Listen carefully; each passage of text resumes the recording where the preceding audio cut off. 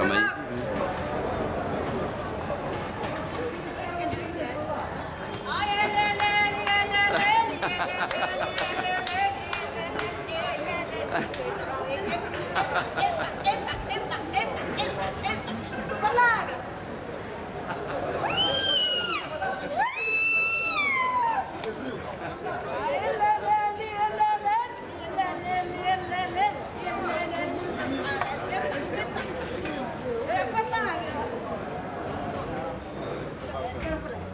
خليك راك خويا طب خليك لا لا لا لا لا لا لا لا لا لا لا لا لا لا ولد الخلال ربي يخليك ربي يخليك وزاه مازال في لا كريي مازال Eh ben, on viendra à la crier. Mais à tout à l'heure.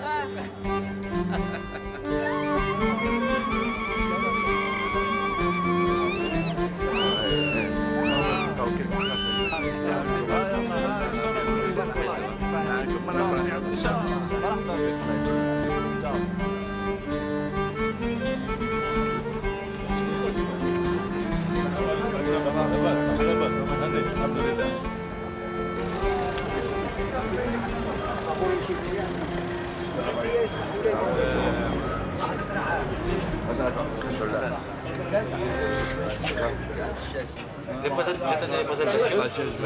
Voilà. Je suis Felag, humoriste algérien. Oui. Oui, mais c'est bien, je vous en prie. Faites comme chez vous. Merci beaucoup. Qu'est-ce que tu vois?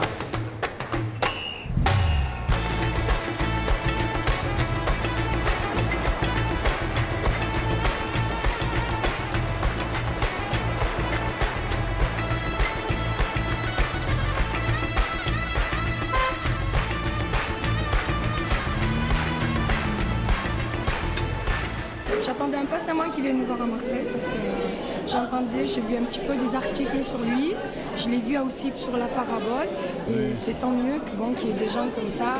Parce que nous, on est de ce côté, on est de l'autre côté de la Méditerranée et on a mal.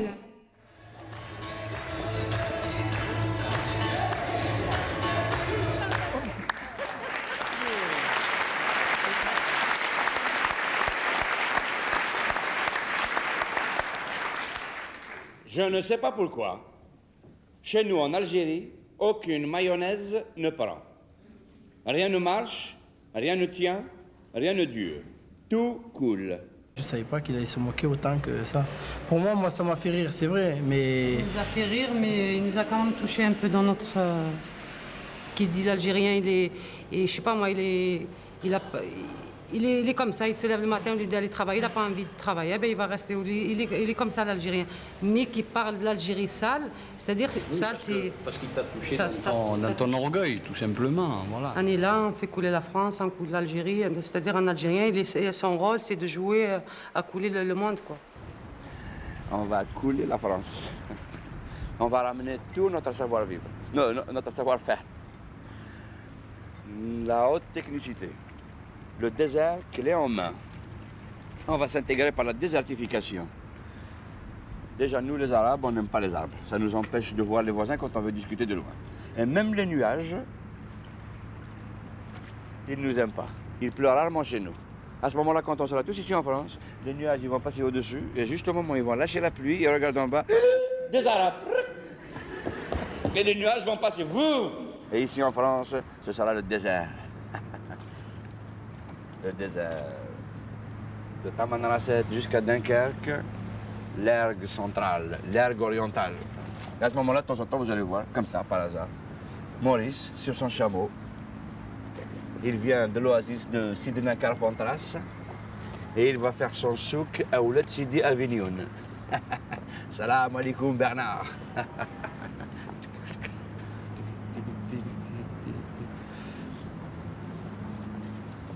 Les Kabyles, ils vont envahir la Bretagne. Chez leurs cousins bretons, là-bas, c'est la famille, il n'y a pas de problème. Les Oranais, ils vont occuper la Bourgogne. Ils aiment bien le pécho. La Tour Eiffel à Paris. Ça va devenir un HLM. 7200 Algériens vont habiter dedans. Il y aura la tôle, les cartons, ça va devenir un bidonville. Ya Mohamed, 14 baguettes, hein, tu montes 14 baguettes.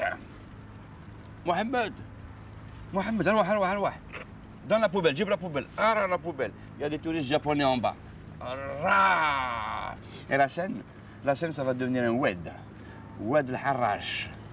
Ça va être tellement dégueulasse, tu pourras marcher sur l'eau. Ce sera la promenade des Arabes. Salam alaikum, ça va. Et 5 fois par jour, là au sur la Tour Eiffel. Allahu Akbar, Allah.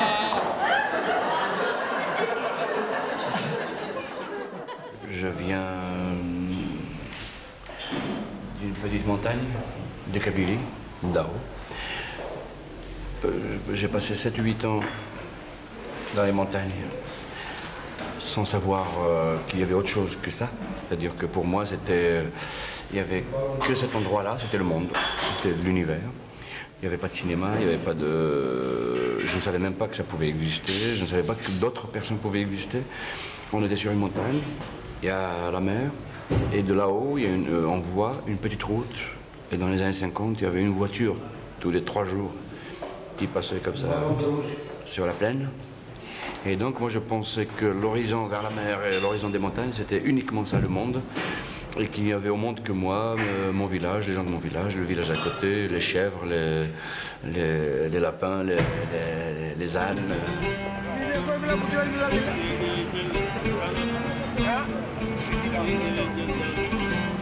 Moi, je suis née en Oran.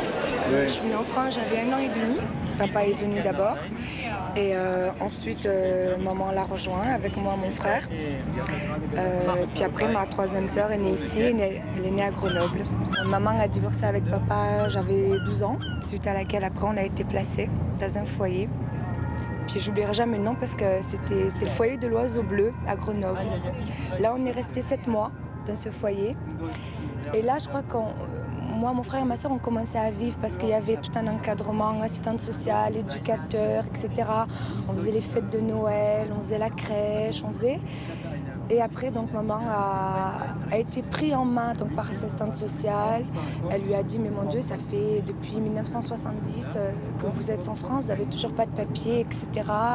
Alors que vous travaillez. Donc, elle nous a trouvé un appartement dans une cité, la cité Tesser. Moi, je suis née ici. Je suis née à l'Estac. À l'Estac, il y avait une petite clinique, une petite maternité. Et je suis née là, dans la petite maternité. Et c'est vrai que, je t'ai dit, quand on a vu Félag, mais plus tard, ça nous a rappelé la rue Pasteur. Hein, parce qu'à la rue Pasteur, on vivait comme ça. Hein. C'était le bidonville. Maman, je veux dire de suite un truc à Albert. Hein. Ouais, tu reviens vite, hein? Ouais, d'accord. Qu'est-ce que je suis en train de dire? Ouais. Donc toi, enfant, tu as vécu dans le bidonville. Eh ouais. On allait, une misère, pas de WC, pas de WC avec la chasse. Je sais pas, c'était la misère. Hein. Mais malgré ça, on a vécu une bonne enfance. C'est vrai, hein, parce que des fois, quand on se retrouve avec des copines qu'on n'a pas vues, tu te rappelles? Quand on faisait les poubelles, parce qu'on faisait les poubelles, à l'époque on n'avait pas de jouets, on n'avait rien, on faisait les poubelles. Mais moi, jusqu'à présent, quand je vois une poubelle, je ne peux pas m'empêcher de jeter un œil dans la poubelle parce qu'on a tellement eu de mal, alors surtout quand c'était l'approche de Noël, oh là là. Alors là, c'était la bagarre pour aller fouiller les poubelles et tout, c'était super. Quand j'avais 4 ans, on nous disait qu'il y avait les Français, un bataillon de Français qui avait monté dans le village pour enlever les armes, les fusils de chasse à tous les habitants du village. Et donc on attendait que les Français montent et c'était en fait un bataillon de tirailleurs sénégalais. Et quand on a vu qu'ils étaient africains, quoi, noirs de peau, dans ma tête, moi j'ai mis des années avant de m'en défaire. J'ai pensé que les Français étaient noirs de peau. Et quand je suis arrivé à Alger, les gens comme disaient que c'était les Français, comme les professeurs, enfin les enseignants, les Français qui envoyaient à Alger, pour moi c'était eux les Arabes. C'est-à-dire les Africains c'était les Français et les Arabes c'était eux. Enfin c'était un mélange incroyable.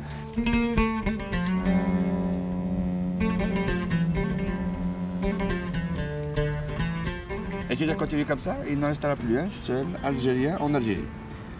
Ils seront tous en France. 30 millions d'Algériens en France. vous allez gagner au loto.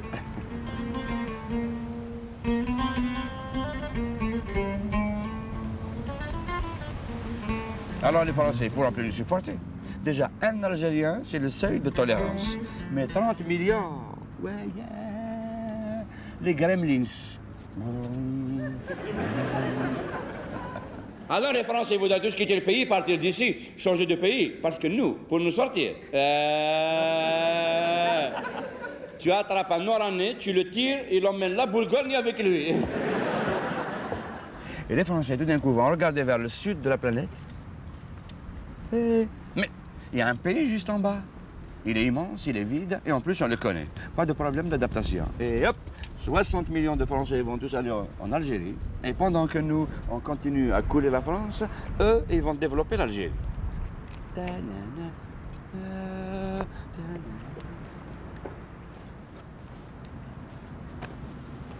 Et comment ils ont fait? Pourtant, Zaman, on a essayé, nous. Et c'est vrai, nous, on n'a pas de chance. Et hop, les boat people vers l'Algérie. Les boat people, on avance. Hop. Aïe, aïe, aïe, aïe, aïe, aïe, aïe, aïe. Retour aux sources, Bladini Makoum, on vous lâche pas. On vous aime.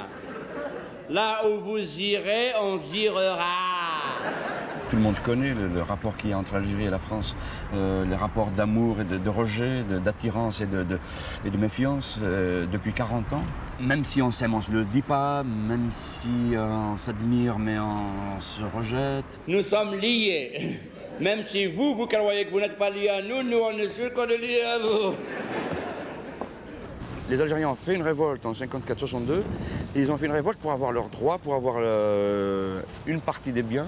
L'administration coloniale n'a jamais accepté de donner un bout de... C'est pour ça que je dis, si vous avez été gentil un peu, un bout des richesses, du bien. D'abord, il y a eu l'expropriation générale des terres. Il y a eu une destruction totale du système social algérien qui, pour aujourd'hui, a une grande part de responsabilité dans le problème identitaire en Algérie. Les Portugais sont venus, on les a sortis.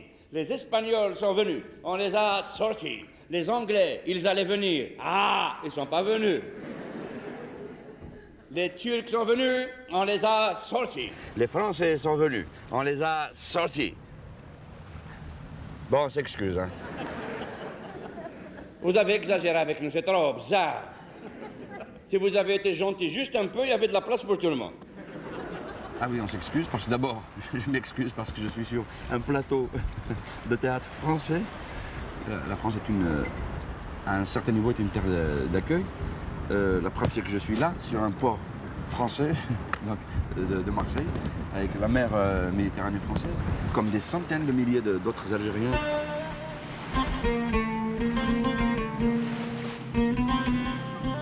J'étais adorée par mes professeurs. J'avais un besoin de communiquer.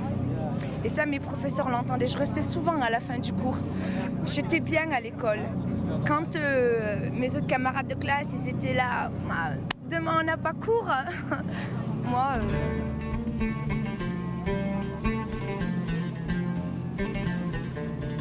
Ah, il y a une chose qui m'a beaucoup marquée. Maman voulait absolument que j'apprenne à faire de la couture. Parce que elle était couturière quand elle était jeune. Alors, moi, j'aimais pas la couture, j'avais horreur de ça. Je me souviens avoir pris des tranlées parce que j'arrivais pas à couper et à faire une petite robe.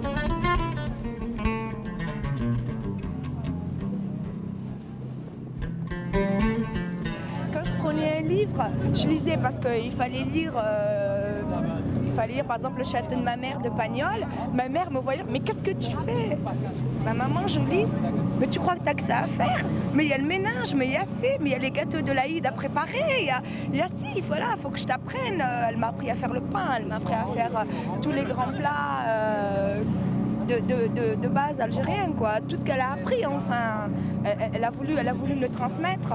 Et qu'est-ce que je faisais? Je lisais dans les toilettes.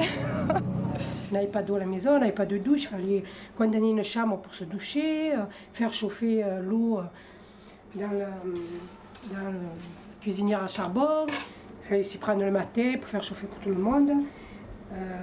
On mangeait à notre faim. On mangeait quoi? Du couscous, des trucs bien costauds. C'est pour ça qu'on est tous... qu'on a gardé encore des rondeurs. Pourtant, il n'y avait que mon père qui travaillait. Et on n'avait pas tout ce qu'on voulait. On n'avait pas de belles chaussures, on n'avait pas de beaux vêtements, tout ça. Mais on était heureux.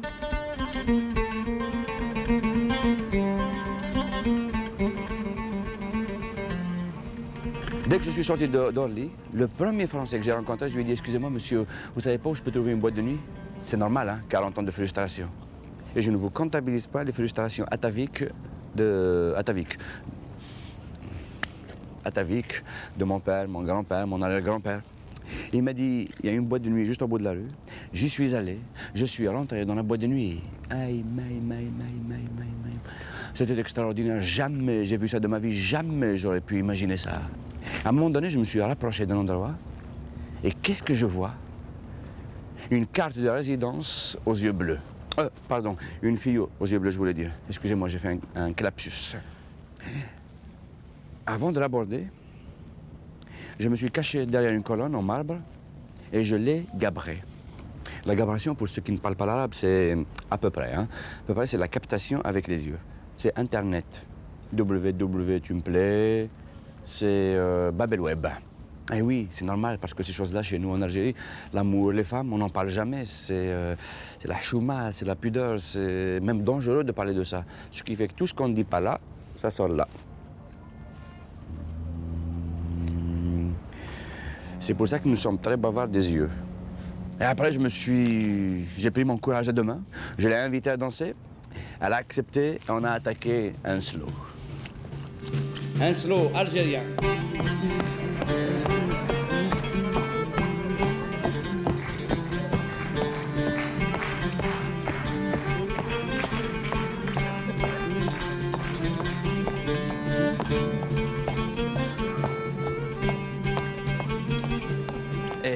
On a dansé un bon moment, tous les deux, comme ça. Et tout d'un coup, elle m'a dit « Tu es d'où ?» Je lui ai dit « Oui, je sais. »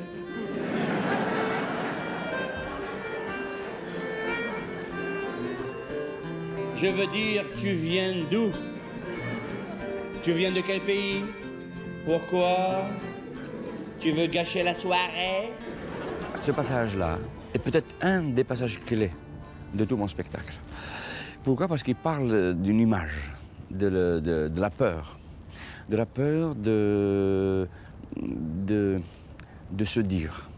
C'est tout le complexe des gens de chez nous, du Maghreb, je pense, est révélé dans cette scène. Il y a 3 milliards de pays dans le monde et moi, le bon Dieu, il m'a planté juste là. Je suis algérien. Algérien. C'est rien. Algérien.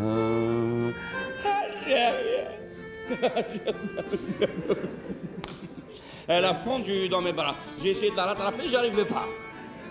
Je l'ai coulée. Cette scène m'a été inspirée par une histoire vraie. C'est un jeune homme venu d'Algérie, que je connaissais, qui a 24 ans, 25 ans. Il a rencontré une fille, là, dans le sud de la France. Et un jour, il m'a dit, voilà, il faut que tu m'aides, toi tu es grand, tu peux peut-être me conseiller et tout ça. J'ai fait une connerie, j'aimerais bien la rattraper et tout. Je lui ai dit, c'est quoi? Il m'a dit, voilà, c'est que ça fait 3 ans qu'on se connaît. Et je lui avais dit au début, que j'étais un Polonais. Que j'étais Polonais. Je lui ai dit, mais pourquoi t'as dit ça? Il m'a dit, bah, t'es fou, toi. Il m'a dit, si je lui dis, je suis algérien, elle va me jeter tout de suite, sa famille va me refuser, elle va pas sortir avec moi, et tout. Et comme lui, il a un teint un peu européen, il m'a dit, donc je lui ai dit, j'étais polonais. Donc cette histoire m'a terrifié, parce que j'en sais quelque chose aussi là-dessus.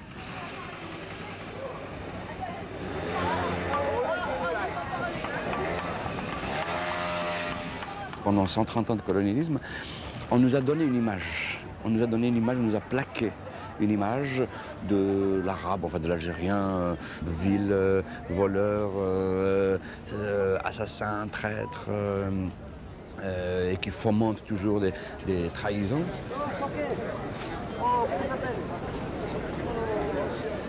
Je crois qu'au bout d'un moment, on s'est accaparé cette image nous-mêmes. Dans l'inconscient, dans le subconscient, il y a toujours cette peur de se dire, en France, ici, les gens d'origine de chez moi ont peur de leur propre image, ont peur de ce que les Français vont penser d'eux. Et parfois, quand on veut exprimer ça, quand on veut lutter contre cette image qui est finalement une espèce de complexe d'infériorité qu'on nous a donné, et parfois peut-être on le fait un peu trop fort. Peut-être on le fait un peu violemment, ou même très très violemment, parce que l'image de dévalorisation est tellement puissante que pour s'en sortir, eh ben, on provoque une autre violence qui est une identité exacerbée. Peut-être on en fait trop après quand on veut exister en tant qu'Algérien.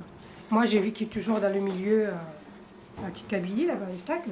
Donc la mentalité et tout est là-dedans. C'est une mentalité comme là-bas, comme au bled. Hein. Arrête.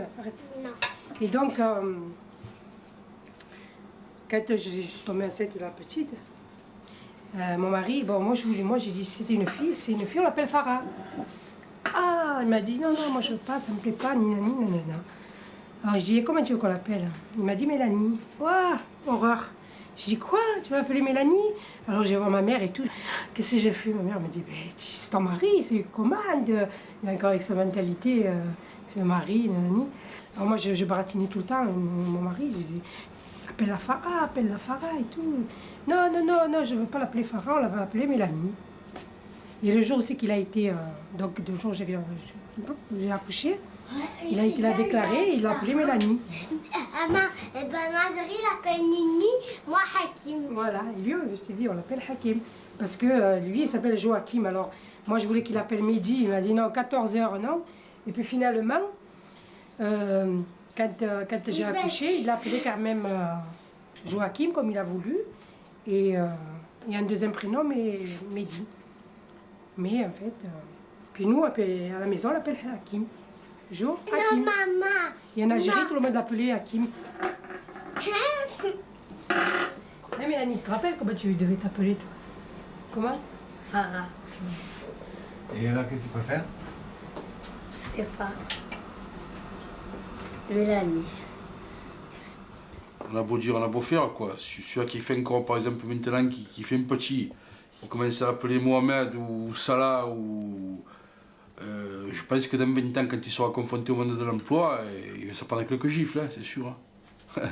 Puisqu'il aura la pommade, bon, il aura quand même un prénom à consonance du Maghreb. Automatiquement, pour certaines boîtes, il y aura encore des barrages, c'est sûr. Hein. Donc, ça, il le subira tout le temps, hein, certain.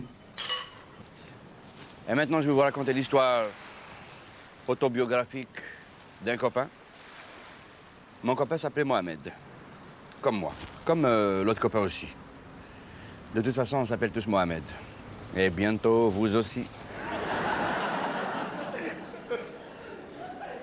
Mais Mohamed n'en pouvait plus, il voulait quitter le pays, partir ailleurs, n'importe où, mais plus jamais l'Algérie. Les problèmes de chômage, il n'a jamais travaillé de sa vie. Les problèmes de logement, ils sont 25 à la maison dans un 2 pièces. Alors lui, il traîne jour et nuit dehors, il habite dans ses vêtements. Il avait un F1. L'ennui, la misère, la violence. Mais surtout, les problèmes les plus douloureux, les plus insupportables, les plus terribles, c'est les problèmes. C'est les problèmes. Eh ben, c'est les choses pour lesquelles je me bats depuis des années. C'est le grand problème de nos sociétés. Il y a Mohamed Freud, il en a parlé beaucoup.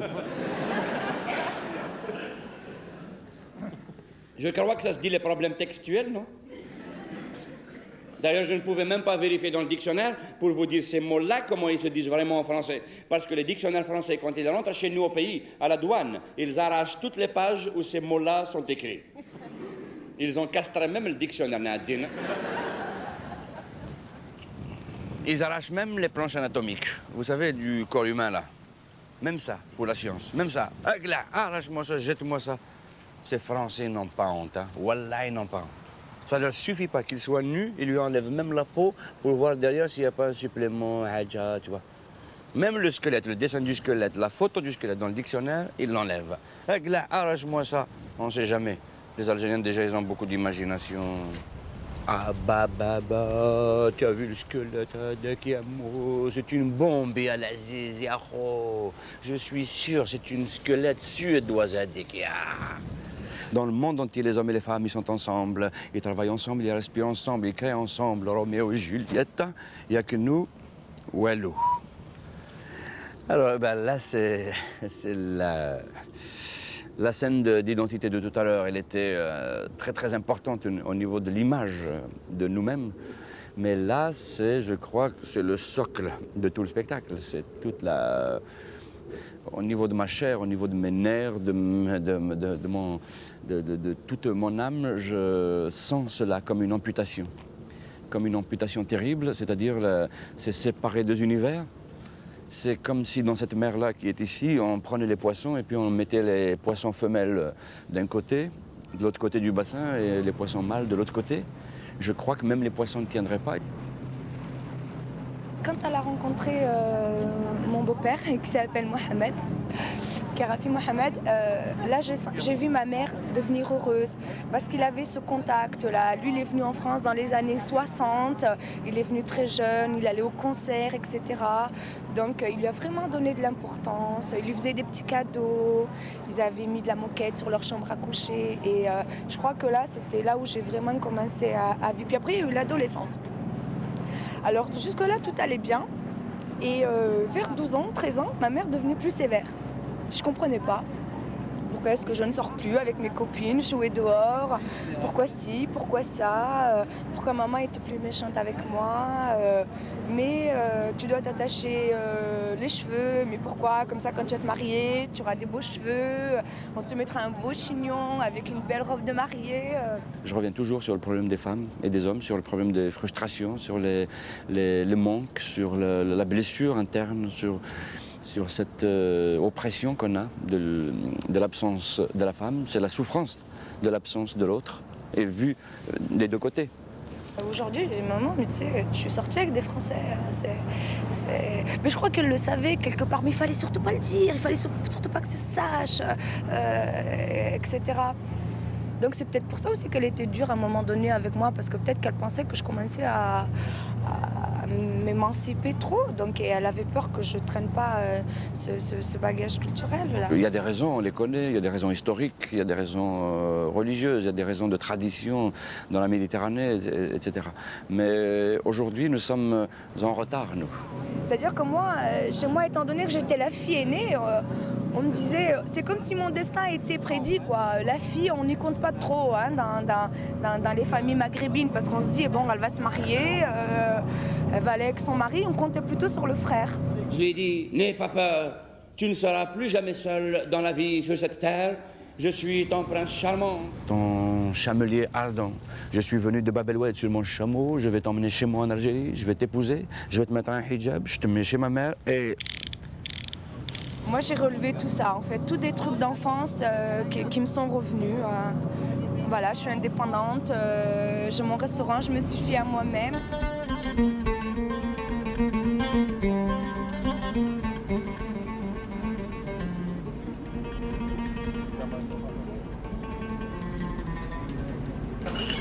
Je rigole parce que c'est la première fois qu'il m'aide. Ouais, mais là c'est fini. Moi, je reste là dans les Là, il est moderne. Non, je t'aide. Qu'est-ce que tu m'aides? Passer les machines. Ouais, c'est tout. On n'a pas eu la même éducation. Non, pas du tout. Moi, j'ai été élevée dans une famille très religieuse, donc des musulmans. Donc, il y avait beaucoup d'interdits par rapport à comment il a été élevé. On a un quartier libre, on faisait comme on voulait. Pas de contraintes sur la religion, pas de contraintes. Donc, en fin de compte, on n'a rien à voir. On ne vivait pas d'un fief comme eux à l'Estac. Qu'est-ce qu'on fait à ça? Ça n'a rien à voir. Non, mais je te dis. Eux, ils étaient beaucoup entre cabines, tout ça, donc ouais, automatiquement, tu as tout le temps le regard de l'autre, pas un coup fin, ça conditionne. Nous, on n'a pas vécu dans ce créneau-là. Quand j'aurais mérité des coups de pied au cul, mais j'en ai pas eu. Voilà. Ce que je disais tout à l'heure de l'école, tout ça. Il mérite encore. Non, les garçons, ils font ce qu'ils veulent. Quoi. Les conneries, c'est pareil, on les excuse. Les filles, même quand elles arrivent, elles prennent des gifles. Pas vrai? Moi, tout ce que j'ai morflé quand j'étais jeune, mon frère il arrivait, ma mère disait massacre là. Il me frappait, il savait même pas pourquoi. Tout ça parce que le voisin il a dit qu'il m'a vu, que j'ai plaqué l'école, que j'étais. Qu'il m'a vu en train de balader en ville. Mais dans ton cas, toi, tu vois, ça a été bénéfique. Hein. Oh, oh, oh. Oh là là. Oh, Je reconnaissais au fond de moi que ma mère avait fait des sacrifices pour moi. Et donc, quelque part, je me sentais aussi dans l'obligation de me sacrifier aussi, quelque part, pour elle. Donc, elle me culpabilisait, en fait. Mais si demain, tu ne te maries pas avec les honneurs, c'est moi qu'on va insulter, etc. Si demain, tu n'es pas vierge à ton mariage, tu ne vas pas sortir ton drap blanc, on va dire que tu es une fille des rues, etc. Et bon, et c'était très grave pour moi, ça. Est-ce que tu étais vierge à ton mariage? Oui. Et Mais j'ai même fait des certifs à chaque fois que je sortais, que je rentrais un peu tard. Le lendemain, j'avais droit au gynécologue. Bon, qui rassurait maman, non. Il m'aime intact, pas de problème. Voilà. Et puis, il y a un truc par rapport à ça. Quand je me suis mariée, ma mère m'a emmenée dans un super magasin de robes de mariée et elle a dit à la vendeuse, je veux la plus belle et la plus chère. C'est maman qui disait ça, enfin, et voilà, et j'ai eu la plus belle et mon voile faisait 10 mètres. Tout le monde était content. Pour moi, c'était comme, je lui devais ça. Même au détriment de mes aspirations personnelles, je lui devais ça. Mais pour moi, j'avais le temps de me rattraper. Je me rattrape aujourd'hui avec ma fille, par exemple, là, où je vais plutôt lui... Où je serai plutôt moi et elle. Moi et elle pour tout et surtout. Ça a évolué depuis, non? ouais, ça y est, maintenant... La femme, elle a plus grande gueule que le mec, quand t'es à la maison. Bébé, un peu de... Hein, on se venge. Ouais, on paie encore, quoi. Ah, chez ma soeur, les garçons, c'est les machos, hein. C'est vrai. Elle va travailler, elle revient, la table du petit déjeuner, elle est encore là, hein. Il n'y a personne qui débarrasse. Moi, je tiens pas, mais quand même, il faut que le garçon, il soit quand même... il comprenne bien qu'il y a un écart avec la femme, parce que... Ouais, toi, si on t'écoute, toi, c'est toi qui as les pantalons qui fait la loi à la maison, quoi. Et oui. Oh, donc, on règle de compte ou quoi? Non, c'est pas un règlement de compte. C'est une situation pour tout le monde, ça. Il n'y a pas de Maghreb ou pas Maghreb. Tout le monde est pareil. Elle a été éduquée comme ça et... Toi, tu dis que tu as été éduqué comme ça, pourtant tu n'as pas fait comme ça avec moi. Ah non, mais parce que... Quoi? Qu'est-ce que j'ai pas fait? Non, moi, je m'attendais que le soir, on me lave les pieds, tout ça. Oh, je sais pas pour qui? Pour Aladdin ou quoi? On nous a toujours montré toujours mettre l'homme en supérieur. Alors, est-ce que c'était pour mettre en confiance l'homme de ses faiblesses? Je l'ai compris ça aussi plus tard. Et par exemple, quand je me suis mariée, mon premier mari, j'étais pas mariée avec lui, il m'achetait mon paquet de cigarettes. Mais une fois que j'étais mariée avec lui, je veux plus que tu fumes. Ah bon? Ben non, il n'en est pas question. Je comprenais pas. Pourquoi est-ce que ça avait changé le fait que j'avais mis une robe de mariée, le fait qu'on était passé devant un taleb, un prêtre, pourquoi est-ce qu'il voulait me l'interdire?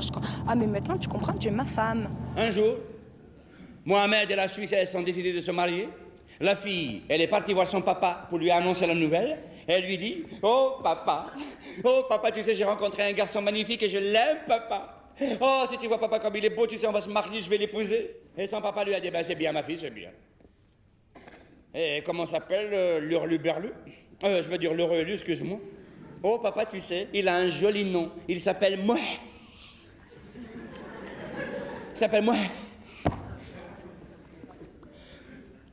Ils l'ont emmené à l'hôpital et ils lui ont enlevé le H là qui s'est accroché ici. Ah tiens, j'ai trouvé un plan et un même truc. Ça c'est donc la lettre H, tu vois. Ça ressemble à un hameçon. Voilà, c'est exactement comme ça, mais dans ce sens. Hein. Voilà, ça c'est le H. Voilà, le H. Et quand tu veux mettre un J, par exemple, tu mets un point en dessous. Là donc c'est le H. Donc, Moha, le H, il s'accroche ici. Alors le chirurgien, il l'a déhahifié. Elle est revenue à la maison, il s'appelle Mohamed. Donc, la fille, elle a été déhahifiée. Tu vois ce que je veux dire? Déshameçonnée. D'ailleurs, hameçon s'écrit avec un H aussi. C'est un hameçon.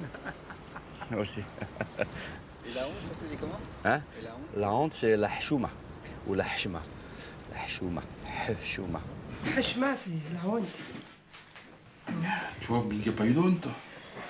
Moi, quand je l'ai rencontré, j'étais choquée par beaucoup de choses. Hein. Mais bon, après... C'était les tourmis. Oui, bien sûr. Parce que moi, je ne comprenais pas un Algérien. Non, pas algérien, un français. Un français algérien, quand même. Tu as tes origines. Un français d'origine algérienne, bien sûr. Il vivait vraiment à la française et tout. J'arrivais pas à le comprendre. Et je me gênais. Ah, mais attends, laisse-moi parler. Oh là là. Puis moi, j'arrivais pas à le comprendre. Parce que à l'Estac, on vivait tous vraiment comme au bled. Hein. Puis quand j'ai rencontré Omar, qu'est-ce que c'est? Alors, quand il arrivait, par exemple, quand il venait me chercher le soir, quand on avait qu'une voiture et qu'il venait me chercher le soir chez mes parents, il me faisait un bisou devant mes parents. Je disais, oh malheureux, ne me fais plus jamais ça et tout. Pour moi, c'était... C'est pour ça qu'ils vont tout le temps rester en retard, tant qu'ils ne brisent pas tous ces petits tabous déjà. C'est un peu comme comprendre. Pour moi, c'est la hachma. Tu venais, moi, devant mes parents. Même pas, ma foi. Ils n'avaient pas l'habitude de ça, même mes frères, ils le font pas, ça. Peut-être qu'ils ont envie de le faire, ils le font pas parce qu'ils ont honte, peut-être, une fois. Pour moi, quelque part, je pouvais pas lui dire « Attends, maman, là, tu arrives en France, tu oublies tout ce que tu as connu, etc. Maintenant, c'est comme ça, les filles sont libres. Voilà, j'ai ma copine Nadine qui, elle, sort avec des garçons. Donc moi, tu dois me laisser sortir avec des garçons. » Parfois, si tu réfléchis bien au problème, hein, les parents, quand même. Ils se sont bien massés, ils ont bien construit les petits, non? Les parents viennent du bled, les pauvres, ils... Et à quoi? Oui, d'accord. Mais moi, j'y pense même pas, ça. C'est toi qui... pensais... C'est sûr qu'ils n'ont pas fait des enfants. Ma mère, c'était pas Sainte Vierge, ça, c'est sûr. Hein. Mais...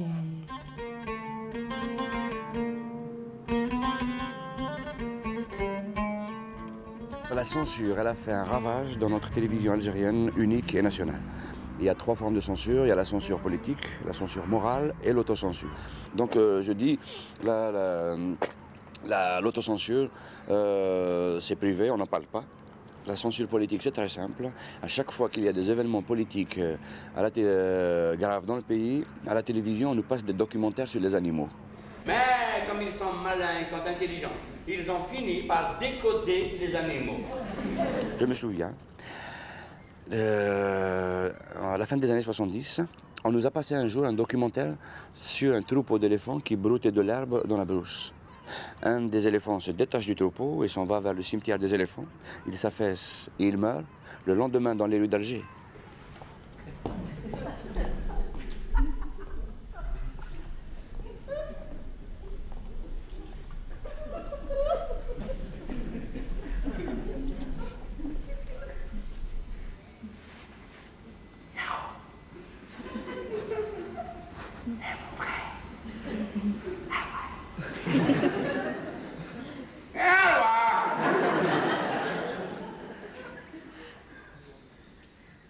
Vous me tienez mort.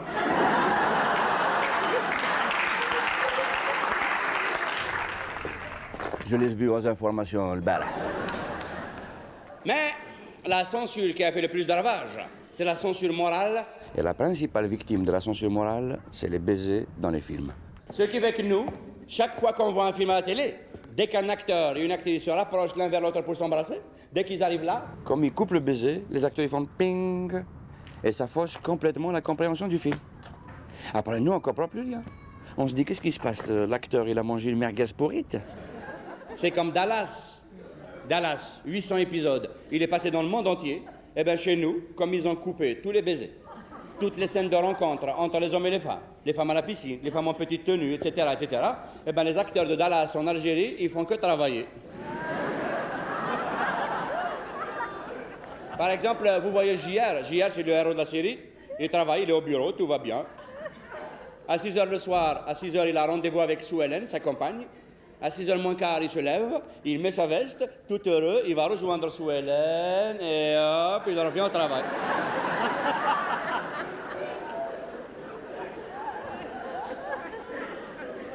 Il n'y a que la couleur de sa veste qui change. Il fait comme ça, elle est verte, et il revient, elle est rouge.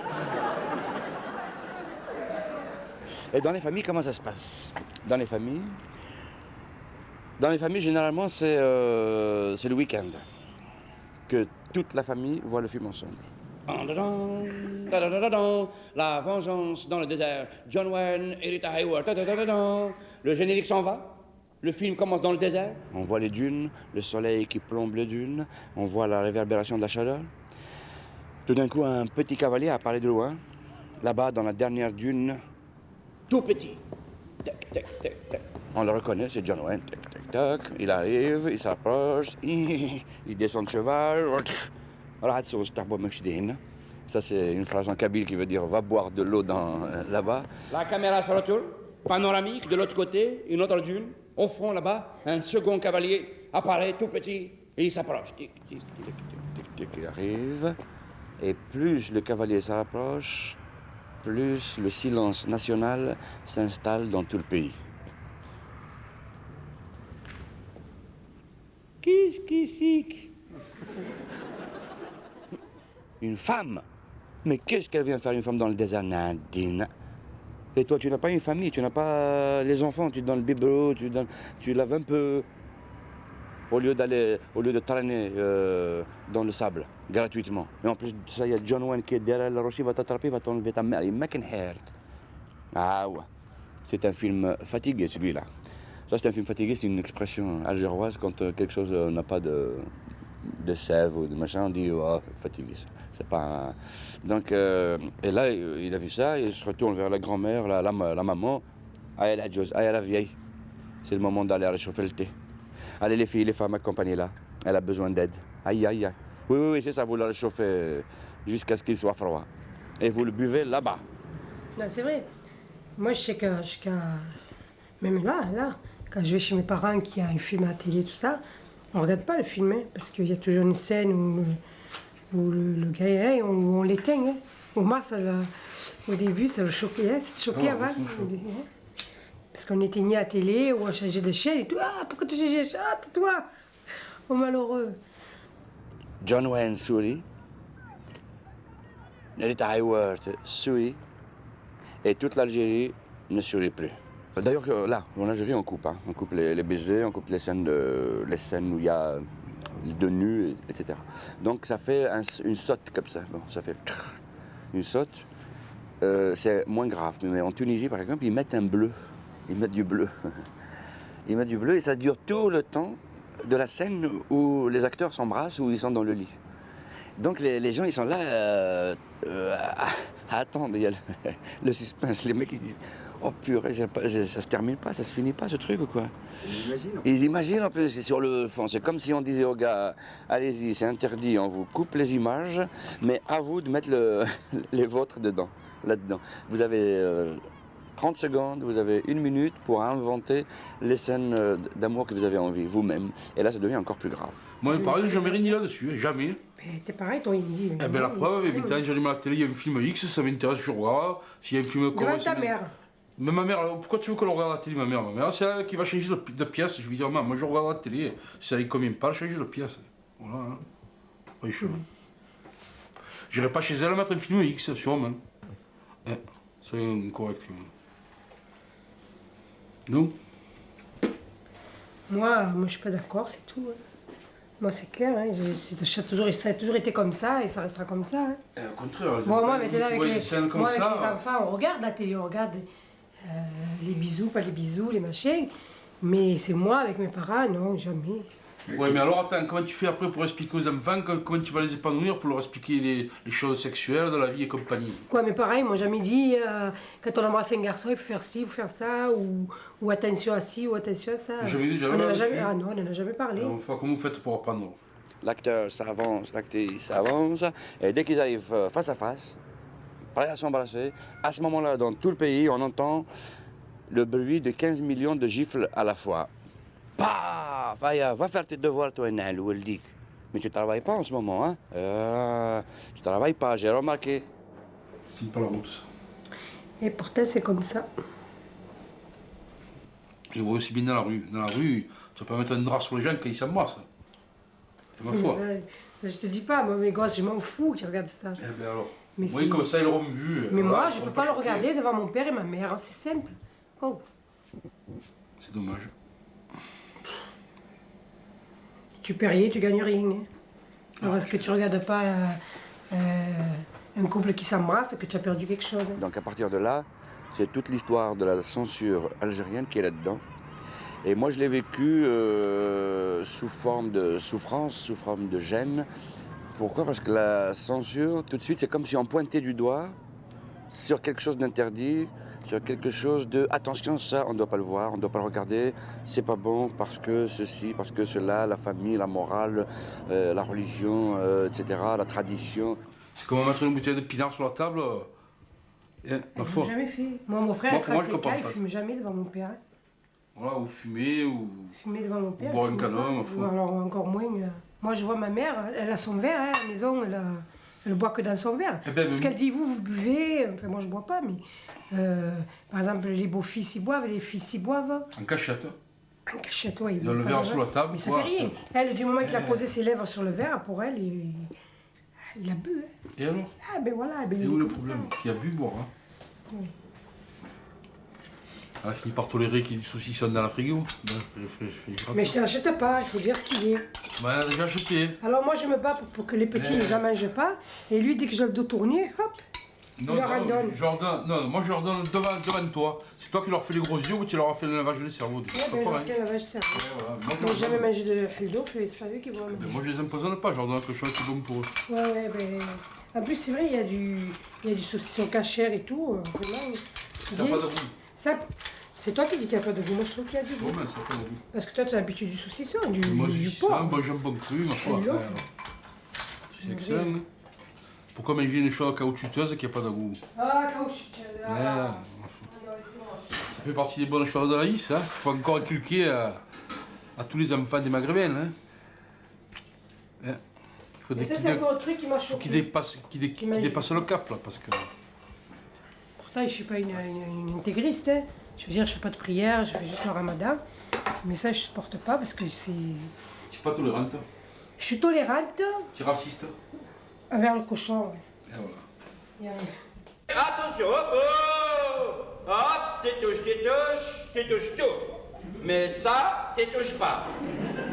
Parce que si tu dois aller à l'enfer, il y a longtemps que tu vas, tu as déjà ta place. Hein. Je t'entraînerai avec moi. Tu ne manges pas dans une jambon de machin. Il faut faire tout le reste aussi. Hein. Et c'est un peu compliqué, je pense. Hein. Non, faire la prière, je sais que je suis pas encore prête. Tu vas faire à 95 ans. Pour moi, je suis pas encore prête à me laver 5 fois par jour. Ouais, parce tu meurs à 95 ans un jour, à 95 ans, tu commences à faire la prière. Et ben voilà, quand je sais que je vais bientôt mourir, ben je commence à faire la prière. Comme tous les hypocrites, tu sais, à la fin, quand ils ont un pied dans la tombe, oh, c'est bon, je fais partie de cette religion. Oui, facile les choses. Il faut payer maintenant, il faut commencer à payer. Quand t'as avec un peu de chance, tu vas tirer avec ton paradis. Ouais, mais risque pas, chacun sa mère, hein, tu vas épouser pour le meilleur et pour le pire. Ouais, le pire, c'est... Eh ben, le pire, c'est quand tu iras en enfer.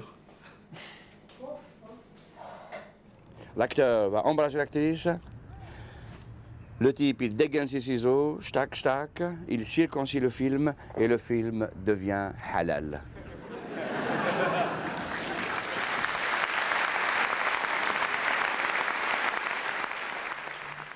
Je sors de scène, c'est pour couper donc avec tout ça. Je reviens saluer et tout d'un coup, la note d'espoir. C'est la petite note d'espoir avant que... Je ne vais pas vous lâcher comme ça, c'est public. C'est un faux salut, donc je ne vais pas vous lâcher comme ça. Chez nous en Algérie, mais depuis que la parabole est arrivée, notre chère chaîne nationale et unique a fait des progrès. Et je dis donc, c'est incroyable mais vrai. Et il y a quelques jours, j'ai vu un documentaire sur une clinique, une maternité, on nous a montré des bébés tout nus. C'est un bon début, non? C'est magnifique, c'est extraordinaire. Et je termine, vive l'Algérie. Et je jette le chapeau par terre. Vive l'Algérie! Ouais! Pour que les gens partent avec la note d'espoir et d'amour de mon pays. هدرت لكم على السبكتاكل ديجا. Comme elle parlait, c'est vrai. Ouais. Elle fait comme le... كيما الفيلم بصح les mots nichent. Il a dit la vérité. Vérité, oui. C'est exactement ça. Pour les gens, pour Boumedienne, pour le télé, pour le parabole, c'est vrai. Les gens qui sont morts Boumedienne, moi je suis Sidi Bel Abbas. Et les gens, ils le disaient doucement comme ça? Oui, des mémoires, ouais. C'est fort de rigoler sur ça, c'est Ouais. grave. C'est grave, mais on en rigole. Il parle de choses. Il a réussi à nous faire rire avec ça, avec Ouais, des trucs c'est- dramatiques. Et c'est réel, il y a tout de réel. Ça qui J'ai est- plus de voix, je t'assure. J'étais au fond. J'ai rigolé, j'ai parlé. Ouais, j'ai fait le you-you. Moi, je suis pour ça qu'elle a mal à la spécialiste sur gorge. le you-you. Arrêtez de rire. Spectacle formidable.